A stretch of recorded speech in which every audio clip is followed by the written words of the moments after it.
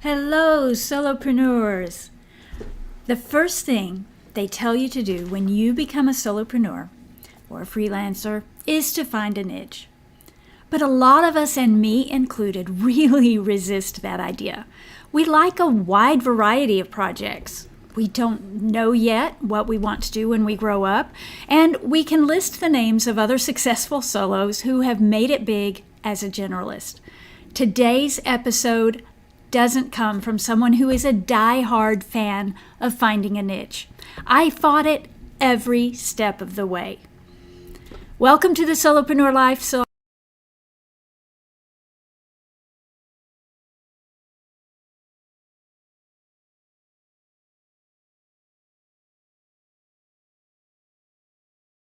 Our mission is to equip you with the skills, habits, and mindsets that you need to grow a thriving business.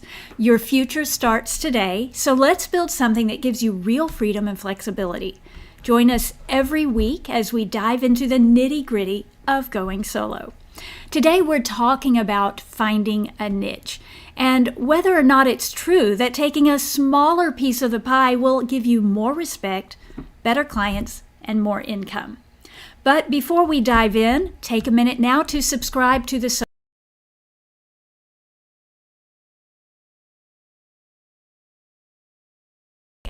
We need to start with my story.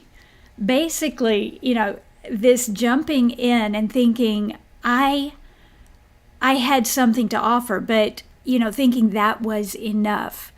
I didn't really know that it was necessary to start a niche. When I started out, I have a service to provide. I'm going to give you this thing. Don't you want to pay me for it? And the first thing people start saying is, "Oh, but you need a niche. You need a niche." And I'm like, "I don't need a niche. I have my skill and I'm good. Isn't that enough?" But when I hear the word niche, I think like in my house where you put up a little statue. That's part of the problem. Yeah. Okay. I mean, what is a niche? What is a niche? Why Yeah. do I need to go there? Exactly. Yeah. So, and truly, I really dug in on this one. I did not think I needed a niche. Being good at what you're doing isn't that enough? And then it also feels so very restrictive. So here you are, you're trying to build a business and you're turning people away. I mean, come on. Why would you do that? That's insanity, right? But let's back up, okay?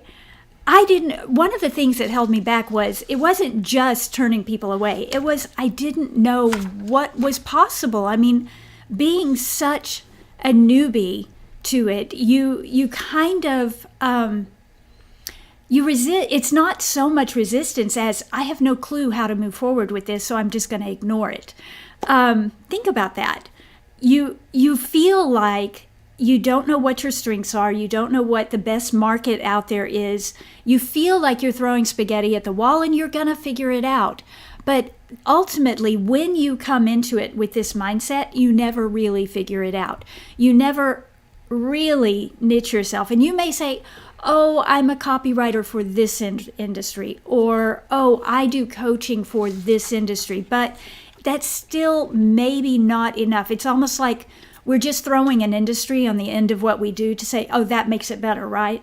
And there's so much more to it than that. That's not really what it's about. So, part of my problem was also I really liked being a generalist. And I had, I got into this business because of Bob Bly's books. Thank you, Bob Bly. And he talked about this issue and confessed in his books that he was a generalist. I thought that was amazing. So here's all these people saying, "What's your niche? You need to find a niche." And I've got someone who earns multiple six figures who has told me he achieved that without picking a niche. And to me, that was license to ignore good advice. It didn't work for me. I didn't know how to niche. I didn't know where to niche. And so I was just going to ignore that little piece of advice. It suited you. It did suit me. And, we typically do that whenever we come to a piece of advice that we don't know what to do with it. We we hold it for a little while. We talk about it. We think about it.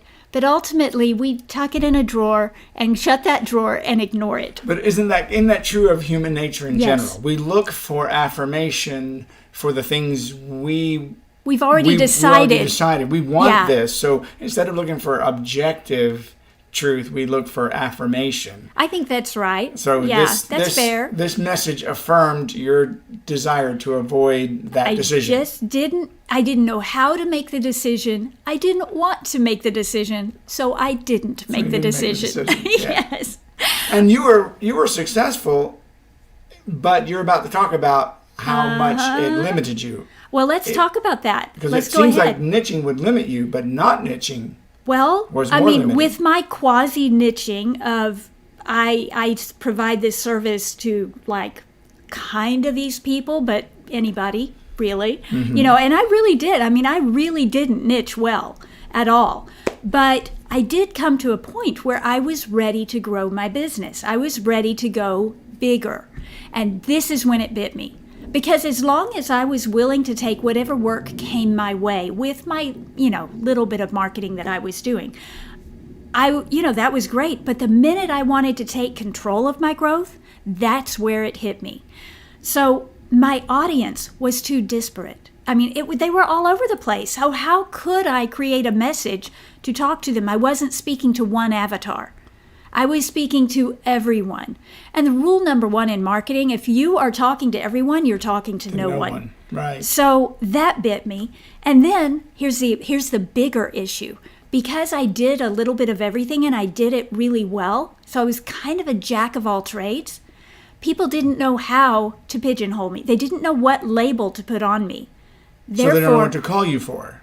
That's right. And I was actually perceived as a generalist, not as a specialist. Even though I might be the best at what I do, I was still perceived as a generalist because I had never gotten clear about what my niche was. Right. So the Renaissance man approach to Yes. business maybe isn't the smartest approach. I love the Renaissance man. That is like one of my favorite things is the idea that I don't have to limit myself. I mean, Leonardo da Vinci, he is my spirit guide.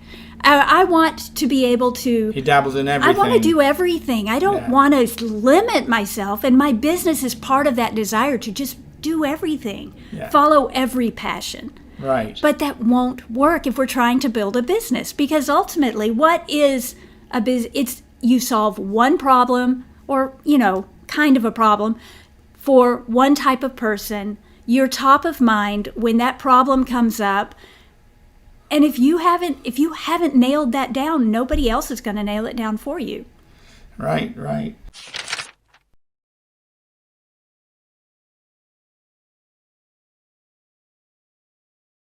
So let me ask you, the first question I wanted to ask was, and maybe this has more to do with like the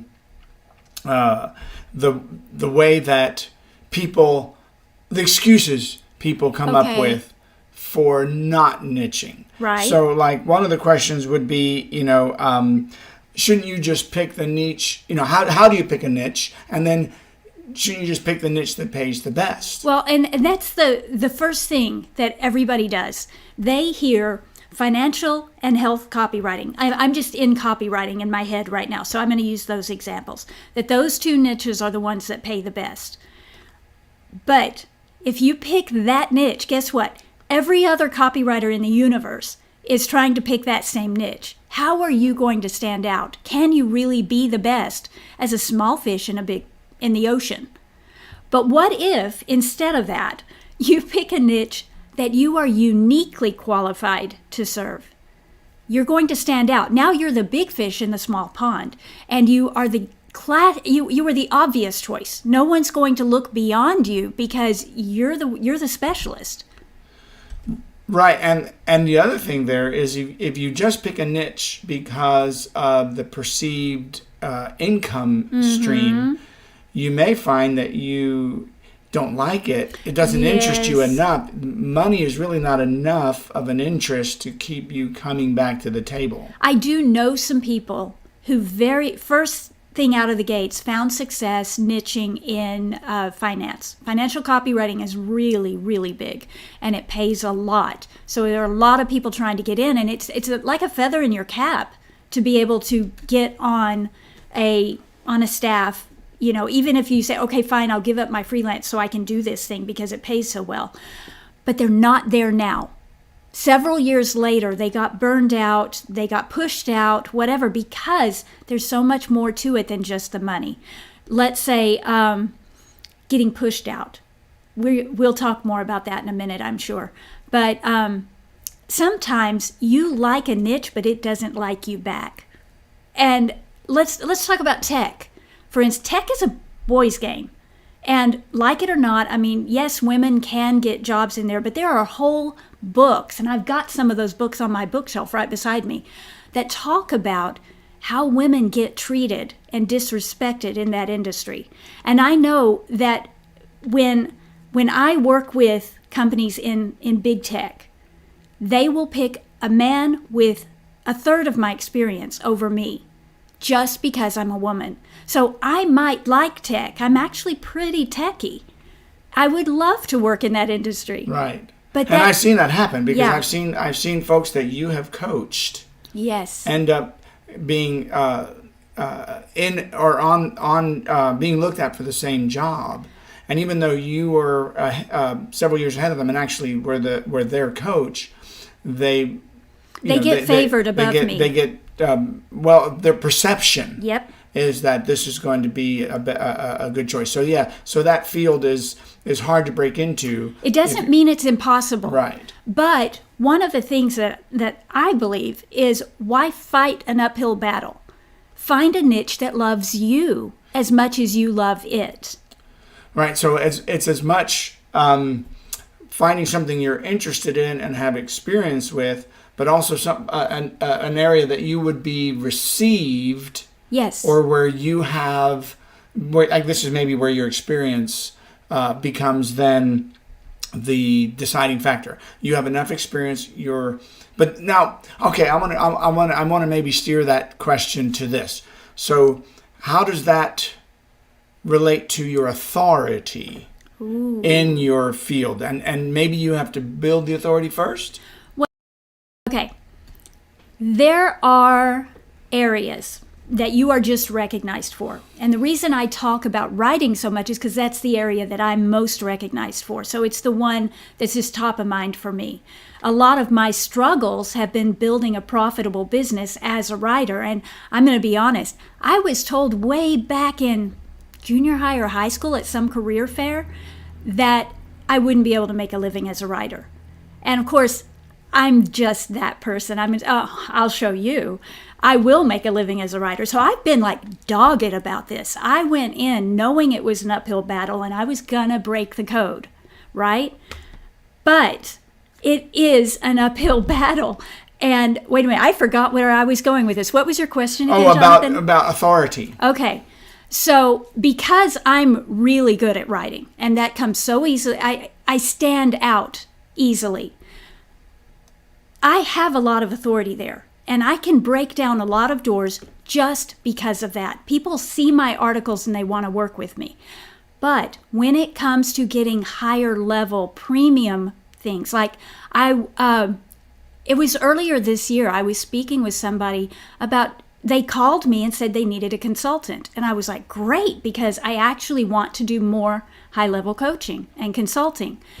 And in the call, it became very clear that they weren't looking for that high level. I was hearing the word consultant and thinking they needed high level. They were using the word consultant and meaning we want to hire overseas, but they can't speak English as well as you can, so we want you to do it for their rates. Now my expertise was totally blown out of the water on that one. But there are other gigs where that expertise is what gets me in the door. When we start talking, because every time you sit down and talk with a prospect, it's how you ask. If you ask the right questions, you're going to get the gig more easily. You have to know the industry and you have to know the subject better than they do. And So if you're asking the right questions, if you are leading the conversation in the right way, you demonstrate authority. And when they are open to me, when it's an industry where I am perceived as that authority, it's a shoo-in. And that may be, you have a whole podcast on building authority. Yes. So we can, that would be something if somebody is at that point in this process of deciding on a niche or whether they should have a niche, maybe a good stop for them would be the Authority Journey podcast. Definitely. Figure out how, because that's where, that's a help to picking your niche. But at the end of the day, this podcast is about, do you need a niche? And I think, you would say yes. From your experience, you got a lot more traction when I finally zeroed in. It's like, okay, fine, I'll do it. And I do things that way quite a bit. I resist up to a point and then go, okay, right, I accept, I give in, you were right. And choosing a niche is one of those issues for me. But I will tell you, you must niche. You really can. Just do it as soon as you can, because let's face it, as I just said, when you're just starting out, you may not even know what's possible. What are the niches other than medical and finance, which I keep hearing about, or health and finance? What else is even out there? Okay, so what are the steps to niching or to finding that niche? Okay.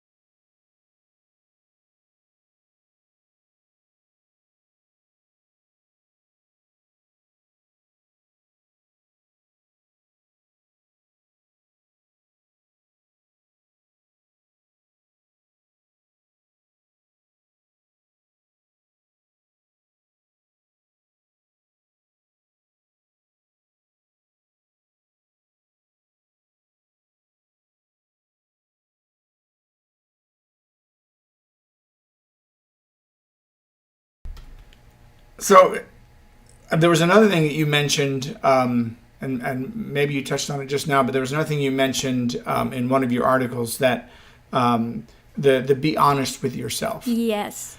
Expound on that. What do you mean by be honest with yourself when you're in this process of finding a niche? So many times we pursue the niche that is profitable, or that so-and-so who we respect has gotten into.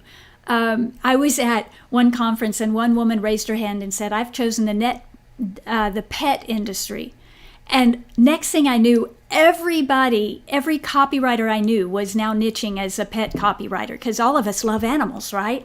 And you don't want to go where everyone else is going. You don't want to do what your best friend is doing. You don't want to go where the money is. You want to be honest with yourself about where you fit, where your strengths are, how you are unique, and be honest enough to say, yes, I could step into this role, but I don't want to. I would not want to get out of bed in the morning if I had to do this every day. Be honest with yourself and accept what might be a less than niche just because it makes you happy. This goes back to what you were saying about don't just chase the money. Yeah. Because it eventually will burn you out. It so will. if you're following a trend, if you're just doing this because this is the hot button right now, that may actually burn you down the road. Let's explore that in a different way, actually. So many of us go to university and our parents are making us go. It's the next step. It's what you're supposed to do. And you have no clue what you want to be when you grow up. And that's why I tease about that. We don't pick a niche because we don't know what we want to be when we grow up. Because it's very similar to stepping onto the university campus and going, I don't know, what's my major? They want you to pick your major. But that's why they give you 2 years to pick your major. Because it does take time. It takes you taking a lot of different classes. So you can go, okay, I've taken this broad spectrum of courses. Now I'm ready to pick one. And every time you up level, so you're picking kind of a broad topic in a bachelor's degree. If you go on for a master's, they're going to want you to niche down further. If you go on for a PhD, you're going to niche very specifically. Right. So it's the exact same process. Right. And we need to give ourselves the space to find the thing that just feels like home. It feels like I belong here. It makes me happy. It pays me enough. There's a big enough market. Everything is in sync. Right. Right. And I think, one of the things some of the objections people give to niching, you touched on a little bit, is it's going to limit me. This was your biggest objection to it. I don't want to stick to just one thing. And what if I leave money on the table if somebody wants me to do this and I enjoy doing this particular kind of writing? But does niching actually result in that, or do you find ways to still provide for clients those other things that keep you interested? There are ways around it. You can still take general off-topic projects if you really want to, but niching tells the world what you do. So it makes it easier to get clients. Also, you can recycle the work you do for one client, the research you did for one client applies to all your clients. So in the long run, it saves you time. But yes, we resist it so much. We don't like nailing ourselves down. And we think that's what doing a niche does, but it doesn't in reality. So let's say if I were to say that Solopreneur Life is only for tech solopreneurs, which it's not, it's for all of you guys. But if I were to say that, so I'm trying to serve the 40-year-old female solopreneur. So you can get too specific. And here it is. I could say that's what I want my business to be about, and I might still have men coming and saying, oh, but I love what you're teaching. Can I join? And I could say yes.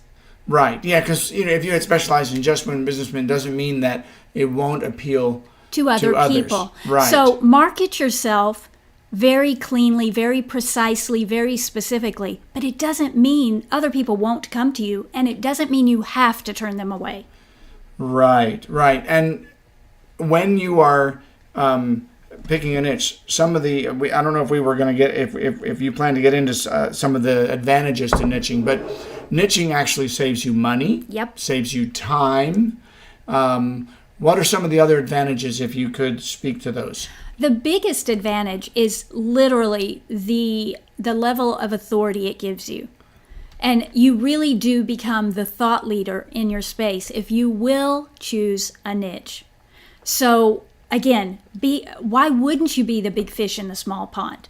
Pick a smaller market, narrow the market a little bit, and then establish yourself. Do the work to establish yourself as the number one choice. That's the biggest benefit.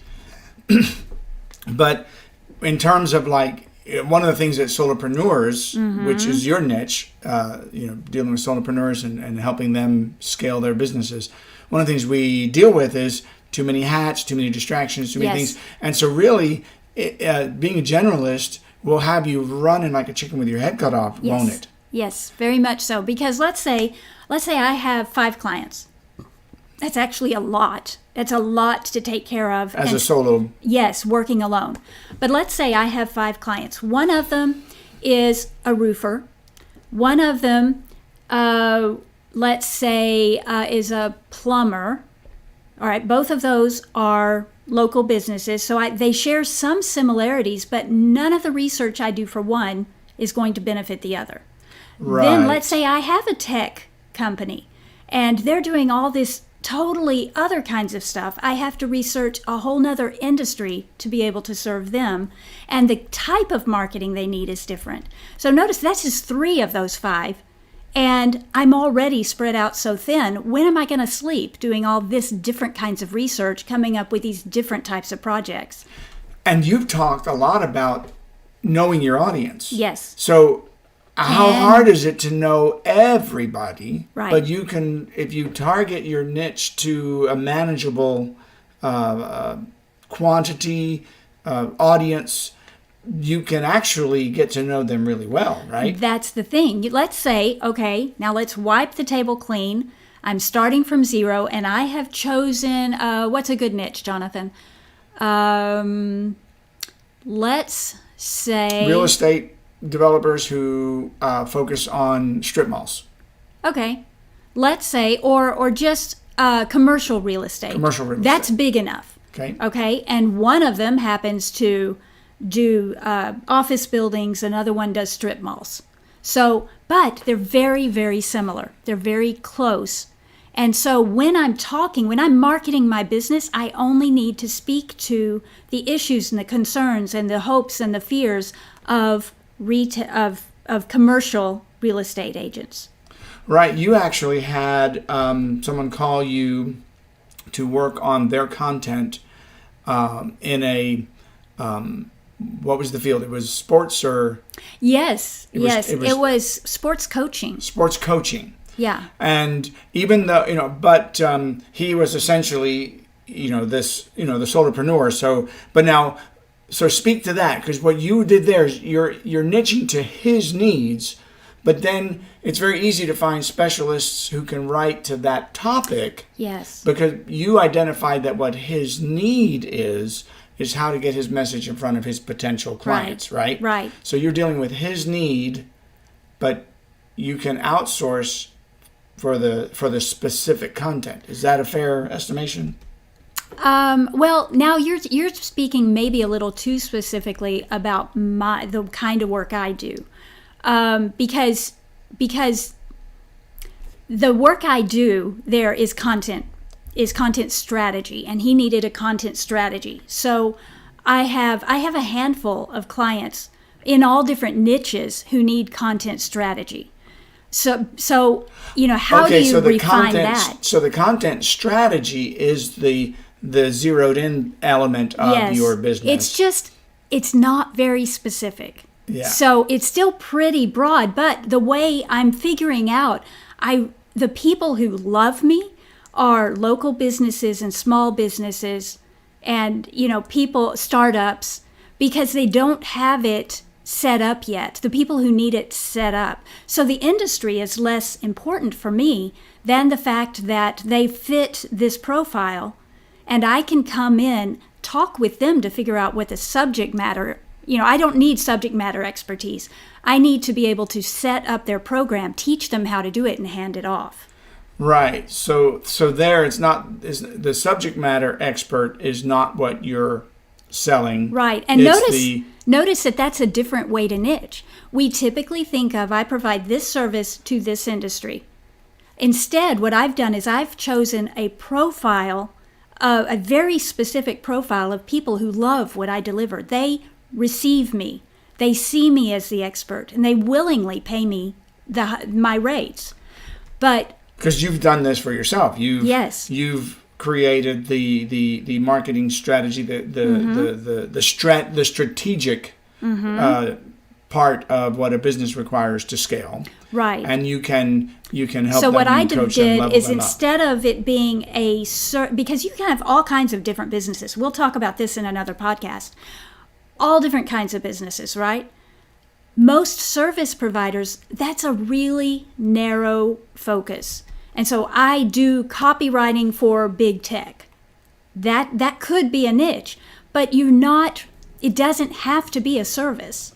So, if I teach this strategic process, this way to get your content marketing off the ground, I come in as a consultant and I leave when we're done, but I'm there for you. See, that's it's less of a service. I'm not providing a service. I'm coming in and I'm consulting with you and I'm helping you set things up. Little bit different, but I still have a very narrow focus on the type of people I help and how I can help them. Can you mentioned, you said to me that was maybe too narrow. So you can get yes, you can. too narrow, but if you're too broad, you can't hit the target.